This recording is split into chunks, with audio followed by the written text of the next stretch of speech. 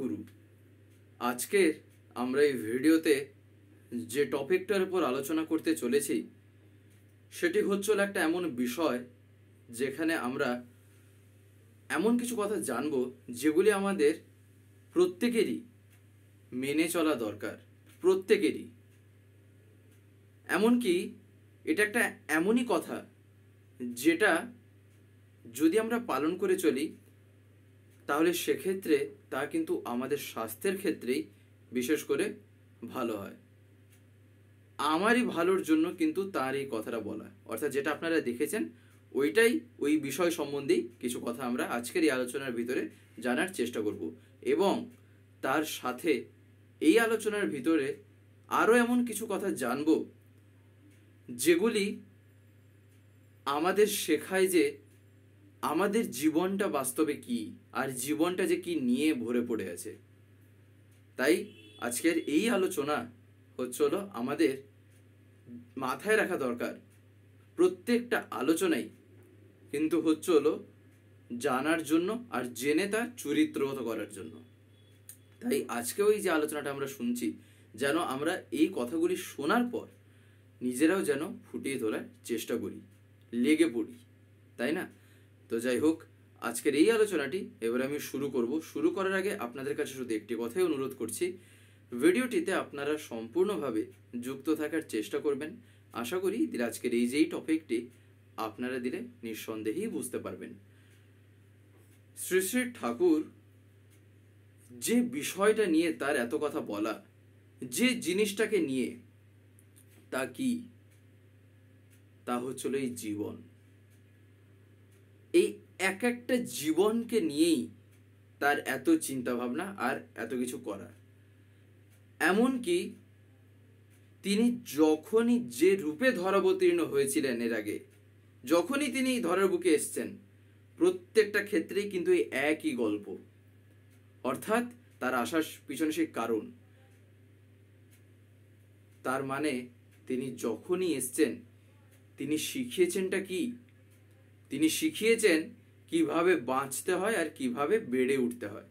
সহজ কথায় বাঁচা বাড়ার গল্প সারা জীবন ধরে তিনি বলে গেলেন, তাই না? এবারে কেন বললেন তিনি, কেনই বা এলেন তিনি? তার কারণ তিনি কখনোই তার সন্তানকে অবহেলায় কিংবা সেই রকমভাবে ছেড়ে দেন না। সন্তান তাকে কি করছে না করছে সেটা সন্তানের ব্যাপার, আর তিনি কি করছেন না করছেন সেটা সম্পূর্ণ তার ব্যাপার, তাই না? অর্থাৎ এই কথাটা ঠাকুর বহুবার এই কথাটা বলেছেন যে বাবা ছেলে মেয়েকে ভালোবাসছেন কি বাসছেন না সেটা যেমন বাবাই দেখেন, আর ছেলে মেয়ে বাবাকে ভালোবাসবে কি বাসবে না সে সম্পূর্ণ ছেলের উপরেই নির্ভর করছে, সে মেয়ের উপরে নির্ভর করছে যে সে তার বাবা মাকে কেমন কি করবে না করবে।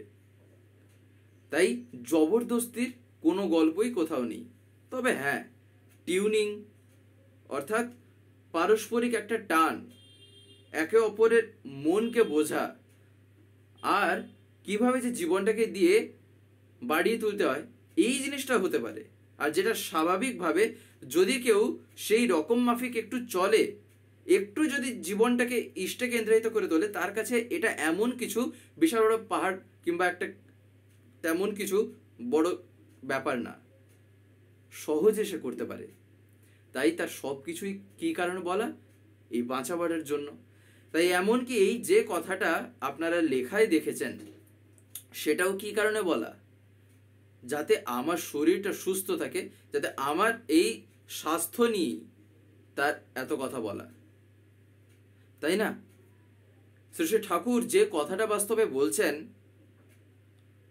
তা কি না, বাঁচতে গেলে আর বাড়তে গেলে যা যা করার প্রয়োজন সেই রকম ভাবে করাটাই হলো সৎ পথে চলা। বাঁচতে গেলে আর বাড়তে গেলে ব্যাপারটাকে ভালো করে বুঝতে হবে। উপর যদি ছেড়ে দিই তাহলে কিন্তু কথার মর্মটা আমি বুঝতে পারবো না। ঠাকুর কি বললেন? বাঁচতে গেলে আর বাড়তে গেলে যা যা করার প্রয়োজন সেই রকম মাফিক যে করাটা সেটাই হচ্ছে হলো সৎ পথে চলা, কিংবা সেটাকেই বলা হয়ে থাকে সৎ কর্ম। সৎ কর্ম কিন্তু না, সৎ। তা এই সৎ কর্ম, এবারে ভাবা যাক ঠাকুর তাহলে সতের অর্থ কি বলেছেন।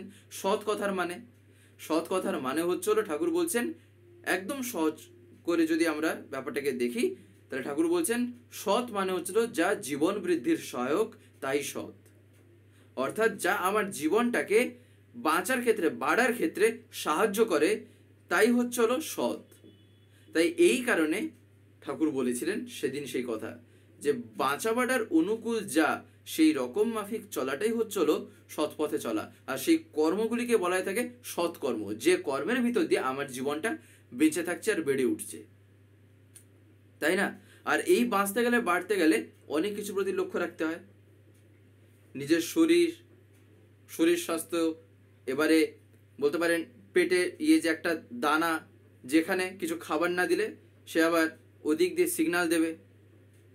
অর্থাৎ যেটাকে আমরা কি বলে থাকি, আমরা অনেক ক্ষেত্রে আমরা বলি না, মানুষ এত কিছু করে, এত কিছুর জন্য সে লড়ছে শুধু ওই দুটো দানার জন্য, অর্থাৎ পেটে দুটো যাতে খাবার পড়ে, না হলে তার দিন কাটবে না। দেখবেন একটু কথা, এইসব কথা আছে না, প্রবাদ টাইপের, এগুলো আমরা একটু এক একটা আবার ভাষা শুনেও থাকি, এক এক রকম ভাবে প্রবাদের ভিতর দিয়ে এগুলোকে বলা হয়ে থাকে। তাই ঠাকুর সব কিছু নিয়েই কিন্তু তাই বলেছেন, যেমন এই শরীর স্বাস্থ্য নিয়ে তার বলা, তেমন মানসিক স্বাস্থ্য নিয়েও কিন্তু তার বলা। তাই আমাদের সব কিছুর প্রতি কিন্তু নজর রেখে একটা ব্যালেন্সড ওয়েতে নিজের লাইফটাকে বাড়িয়ে তোলা দরকার। অর্থাৎ নিজের যে জীবনটাকে আমি সেই রকমভাবে লিড দেব। যেমন শ্রী শ্রী ঠাকুর খাদ্য প্রসঙ্গে, অর্থাৎ খাওয়া দাওয়া সম্বন্ধে বহু কথা বলেছেন। তার ভিতরে যেমন একটা কথা যেটা আপনারা দেখেছেন, সেটাই এখন বলছি। ঠাকুর যেমন একদিন বলছেন, আমরা তো ভাত খেয়ে থাকি, এই ভাত এবারে দেখবেন আমরা যখন কিছু কিছু ক্ষেত্রে কি করি, ভাত দেখবেন যখন একটু বেশি হয় না, সেক্ষেত্রে আমরা রাত্রেবেলা ভিজিয়ে রাখি। এবারে সেই যে ভিজিয়ে রাখলাম, এবারে সেটাকে আমরা অনেক ক্ষেত্রে পান্তা করেও খেয়ে থাকি, তাই না?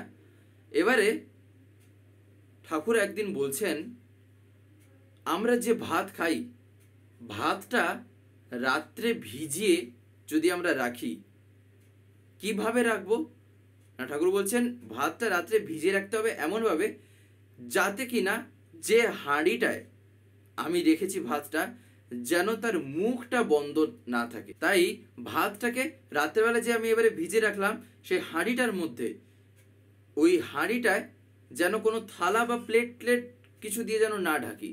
ঠাকুর কি বলছেন না, এমন একটা জাল দিয়ে দিতে হবে যাতে কিনা সেই যে মুখটা আর কি, তার উপরে তো জালটা দিতে হবে, যাতে কোনো প্রকার ভাবে ধুলোবালি বা পোকামাকড় যেন সে হাঁড়ির ভিতরে না যেতে পারে।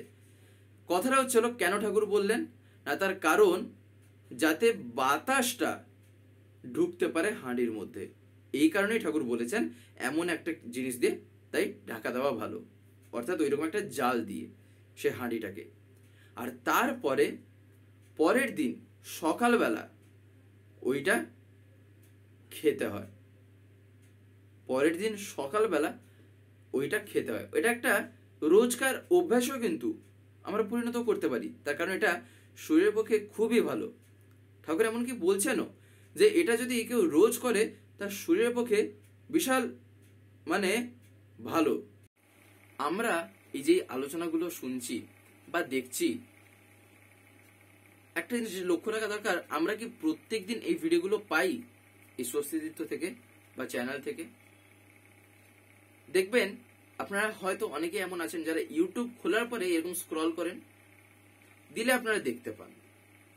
কিন্তু আপনাদের যদি ডেলি তার কথা শুনতে হয়, প্রত্যেক দিন যদি শুনতে হয় পরমপিতার কথা বা বিভিন্ন ঘটনা বা দর্শনের উপর আলোচনা, তাহলে আপনাকে তো চ্যানেলটাকে সাবস্ক্রাইব করে রাখতে হবে, যেটা অনেকে আমি দেখতে পাই হয়তো করতে জানেন না। বিশেষ করে যারা একটু বয়স্ক আছেন বা যারা মানে এতটা এক্সপার্ট নন মোবাইলের ক্ষেত্রে, তাদের কাছে আমি বলছি আপনারা যদি না পারেন তাহলে বাড়িতে যারা ছোটরা আছে তারা এইসবে একদম পুরো মাহির, এক্সপার্ট, হাতের খেলা তাদের কাছে, তাদেরকে বলবেন, তারা করে দেবে। বলবেন সাবস্ক্রাইব করে পাশের যে একটা বেল আইকন আসবে ওটা প্রেস করে অল করে রাখতে। দিলে কি হবে, আমি যে ভিডিওগুলো আপলোড করব, আপলোড করা মাত্রই আপনাদের মোবাইলে নোটিফিকেশন চলে যাবে। নেট যদি অন থাকে তাহলে নোটিফিকেশন চলে যাবে যে ভিডিও আপলোড হয়ে গেছে। তখন আপনারা সেখানেই ডাইরেক্ট প্রেস করে ইউটিউবে ঢুকে দেখতে পারবেন। তখন আপনাদের ইউটিউব খুলে আর খুঁজতে হবে না, তাই না? তাই আপনারা যাতে প্রতিদিন শুনতে পান, তাই আপনারা এটা অতি অবশ্যই করে রাখবেন। শরীরের পক্ষে এটা খুবই মঙ্গলকর, তাই এটাও কিন্তু আমরা করতে পারি। আর এমনকি ঠাকুরের এই প্রসঙ্গেও বলা আছে যে সেই যে জলটা যখন আমরা খাই, পরের দিন সকালে যখন আমরা সেই ভাত রেখে যে ভিজে রেখে তারপর যে খাচ্ছি, সেই বলতে পারেন এটা তো এক প্রকার পান্তাই তো হয়ে যায়। ঠাকুর বলছেন তাতে ভালো মতন করে কিছুটা নুন, লেবুর রস ও কাঁচা লঙ্কা দিয়ে সেই জলটাকে গোলাতে হয়, সেইটাকে দিয়ে খাওয়া ভালো। তাহলে দেখেন ঠাকুর যে এই প্রসঙ্গেও যে ঠাকুর কত কথা বললেন, ঠাকুর কোন প্রসঙ্গে তাই বলেননি, তাই না? প্রত্যেকটা বিষয় সম্বন্ধেই দেখবেন ঠাকুর কিন্তু বলেছেন। তবে আমরা হয়ে উঠছি না কেন? তার কারণ করছি না বলে। আর দ্বিতীয়ত এটা হচ্ছিল একটা লেগে থাকার জিনিস। মানুষ একদিনে সর্বজ্ঞ হয়ে যেতে পারে না, অর্থাৎ সব কিছু সে জেনে যাবে, তা কিন্তু হয় না। এটা একমাত্র সম্ভব ভালোবাসার ভিতর দিয়ে আর টানের ভিতর দিয়ে। আর এটা দিনের পর দিন যত বাড়বে, নিজের জীবনের চলনাটা ততটাই মধুর হবে, আর ততটাই একটা বলতে পারেন সুন্দরভাবে নিজের জীবনটাও গড়ে উঠবে। একটা বিশৃঙ্খল জীবনযাপন সেক্ষেত্রে হয় না। তার কারণ কেন্দ্রায়িত জীবনে আমার জীবনটা পরিণত হয়ে গেছে। এক কেন্দ্রায়িত জীবন যেমন দেখতে হয়, কতটা সুন্দর, কতটা আনন্দে ভরপুর তার জীবন, ঠিক একই রকম ভাবে আমার জীবনটাও সেই রকম দেখতে হয়। তাই ঠাকুরের এই কথাটাও যেন আমরা পালন করে চলি। তাহলে দেখেন তার প্রত্যেকটা কথা যে কেন এত প্রয়োজন। ঠাকুর একদিন বলছেন, দেখবেন আমরা অনেক ক্ষেত্রে যখন অতিরিক্ত একটু বিপদগ্রস্ত হয়ে পড়ি কিংবা এমন কিছু ভাবি যে আর কি ঠাকুর আমায় ইয়ে করবেন, আর কি আমার জীবনে আর থাকলো, সবকিছুই তো ইয়ে হয়ে গেছে, তখন একটা অসহায় মনে হয় না? তখন বাস্তবে এইটা আগে মাথায় রাখা দরকার, ভগবান কিন্তু কখনোই অসহায় করে কিন্তু তিনি পাঠান না। তিনি প্রত্যেকটা মুহূর্তে আমার সাথে আছেন, আমার মধ্যে আছেন। আর এই আমার মধ্যে আছেন তার মানে তার কথাগুলি আমি চরিত্রগত করেছি, নাহলে তিনি আমার মধ্যে কিভাবে থাকবেন? তিনি কিভাবে তখন আমার মধ্যে জেগে উঠবেন? তার কথার ভিতর দিয়েই তো। সে কথাগুলিকে যখন আমি মেনে চলবো, তিনি যা যা পালন করতে বলছেন তার ভিতর দিয়েই তাকে নিজের জীবনে ফুটিয়ে তোলা যায়। আর এটাই হচ্ছিল ঠাকুরত্ব জাগ্রত, যেটা ঠাকুর সত্যানুসরণে বলেছেন। তাই যেমন এই যে প্রসঙ্গটা যে আজকে আমরা শুনছি, এই যেটা একটু আগে যে শুনলাম, এই যে খাওয়া দাওয়া সম্বন্ধে যে ঠাকুর এখানে বলছেন, তাহলে ভাবেন তিনি কতটুকু চিন্তা করেন বলেই যে তিনি কোনো একটা দিক পর্যন্ত যে তিনি ছাড়েননি বলার জন্য, তাই না?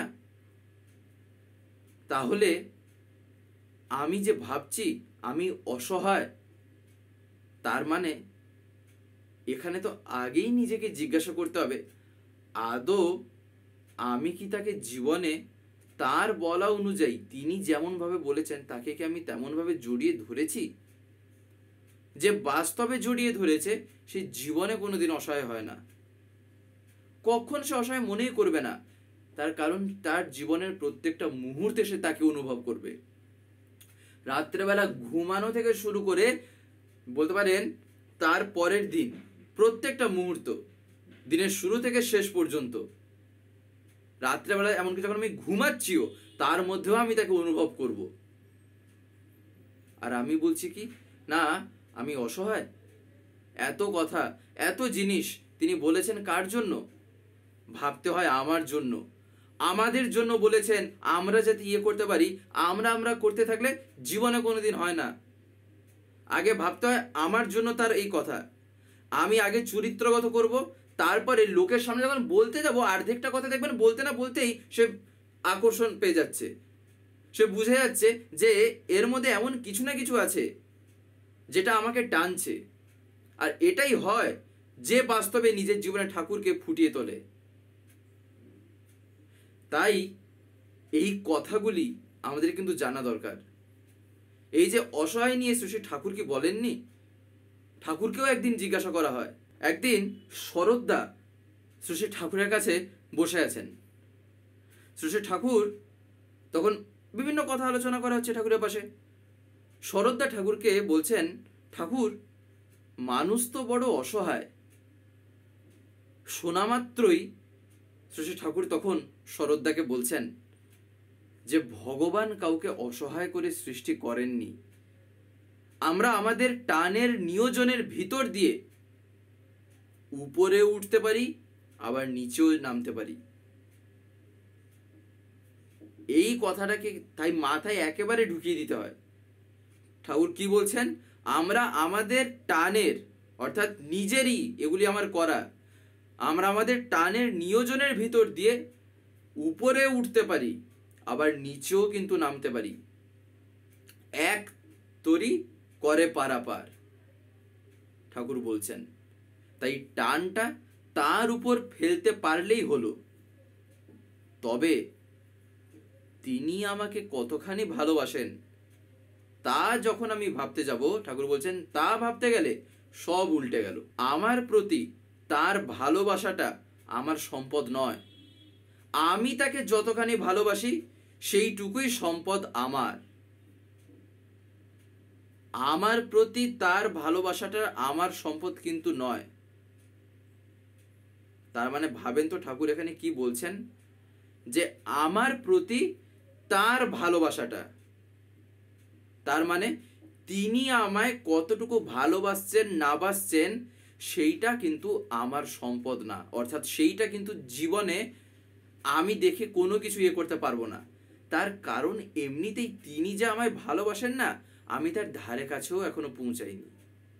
আমি কি মাপতে যাব যে তিনি আমায় কি ভালোবাসছেন না বাসছেন? আর দ্বিতীয়ত, যার ভালোবাসা এই রকম যে সে আমায় কতটুকু ভালোবাসা দিল, সে আমায় কতটুকু আমার জীবনে সাহায্য করলো, আমি সেই অনুযায়ী তাকে ভালোবাসবো, সেই অনুযায়ী আমি তাকে সাহায্য করব, তার মানে বুঝতে হবে আমি এখনো ভালোবাসার ব্যাপারটাই আমি জীবনে অনুভব করিনি। ভালোবাসা বলতে কি হয় তা আমি জানি না। তার কারণ ভালোবাসা কখনোই স্বার্থের হয় না। এটা তো একটা স্বার্থের ভালোবাসা, যে সে কতটুকু করেছে আমি তার জন্য এতটুকু করলাম। তাহলে আমি তার জন্য এমন কি করেছি যেখানে একটা নিঃস্বার্থ ভাব প্রকাশ পাবে? তাই না? ওটা কি তাহলে ভালোবাসা? নাকি এমন একটা কিছু যেখানে ও এটা ফুলফিল করেছে, সে সেটা ফুলফিল করে দিচ্ছে। বাই চান্স ধরেন কোনো একটা দিন একটা অসুবিধা হলো, সে করতে পারলো না আমার জন্য একটা কিছু, তাহলে কি আমি তাকে ছেড়ে দেবো, ফেলে দেবো? যদি এরকম করি তার মানে বুঝতে হবে না আমার ভালোবাসা তার প্রতি ছিল, না আমি ঠাকুরকে ধরে কিছু শিখেওছি। তার মানে আমার ঠাকুর ধরে ভালোবাসার অর্থই আমি বুঝিনি। অথচ প্রেমময়ের কথা বলছি, পরম প্রেমময়ের কথা বলছি, তাই না? তাই তার প্রতি আমার ভালোবাসা যতই বেড়ে চলে ততই কিন্তু তার করাটা শতগুণে গুণিত হয়ে দেখা দেয় আমার কাছে। তখন তাকে মনে হয় কি অহেতুক কৃপা সিন্ধু। এই কথাটা একদিন পরম পূজ্যপাদ শ্রী আচার্যদেব বলছিলেন, যে আমি কতটা ভালোবাসছি না বাসছি এইটা ছিল আমার দেখার বিষয়। তিনি কি করছেন না করছেন সেটা তিনি দেখবেন, সেটা তার উপরে ছাড়তে হয়। আমি সেখানে মাথা ঢুকিয়ে কিছু করতেও কি পারবো? কিছু করতে পারবো না। তাই আমি তার চরণে পড়ে থাকবো। তিনি কি করছেন না করছেন সেটা তিনি বুঝবেন, আর তার উপরেই ছাড়তে হয়। ওই যে ওই কথা দ্রৌপদীর মতন, অর্থাৎ ওই এক হাতে ধরে রেখে আর এক হাতে ডাকছি, এদিকে নিজেও ধরে আছি নিজের জীবনটাকে, আর ওদিকে এক হাত তুলে ভগবানকে ডাকছি। তার মানে কি? দুপাতে চলার মতন অবস্থা, তাই না? তাই দুহাত তুলেই কিন্তু ডাকতে হয়, দুহাত তুলেই তাই সারেন্ডার যেদিন তিনি করলেন, যখন দ্রৌপদী করেছিলেন, তখন কি হয়েছিল? এসব ঘটনা তো আমরা শুনেছি, আমি কি আমার জীবনে করেছি? এইটা হচ্ছে লক্ষ্য রাখতে হয়, তাই না? তো যাই হোক, আজকের এই ভিডিওটা এবার আমি এখানেই শেষ করবো। শেষ করার আগে আপনাদের কাছে একটি কথা বলবো, যদি আজকের এই ভিডিওটি আপনাদের ভালো লেগে থাকে তাহলে একটি লাইক করে দেবেন, সবার ভিতর শেয়ার করে দেবেন, কেমন লাগলো নিচে একটি কমেন্টে লিখে জানাবেন। আর যদি চ্যানেলটিকে কোনো সাবস্ক্রাইব করে না থাকেন তাহলে অতি অবশ্যই চ্যানেলটিকে সাবস্ক্রাইব করে পাশে বেল আইকন প্রেস করে অল করে রাখতে একেবারেই ভুলবেন না, আরও এরকম বিভিন্ন নতুন এবং ইন্টারেস্টিং ভিডিও সবার আগে পাওয়ার জন্য। জয় গুরু, বন্দে পুরুষোত্তম।